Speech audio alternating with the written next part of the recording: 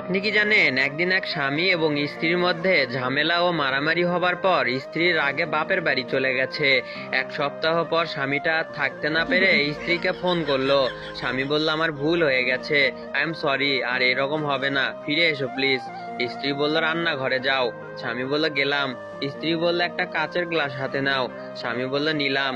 স্ত্রী বলল, এরপর গ্লাসটাকে জোরে আছাড় মারো। স্বামী বলল, মারলাম। স্ত্রী বললে, এবার ভেঙে যাওয়া কাচের টুকরাগুলোকে আর জোড়া লাগাতে পারবে? স্বামী বলল, গ্লাস তো ভাঙেনি, ওটা তো স্টিলের গ্লাস ছিল।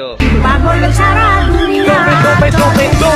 আপনি কি জানেন একদিন এক স্বামী এবং স্ত্রীর মধ্যে ঝামেলা ও মারামারি হবার পর স্ত্রীর রাগে বাপের বাড়ি চলে গেছে। এক সপ্তাহ পর স্বামীটা আর থাকতে না পেরে স্ত্রীকে ফোন করলো।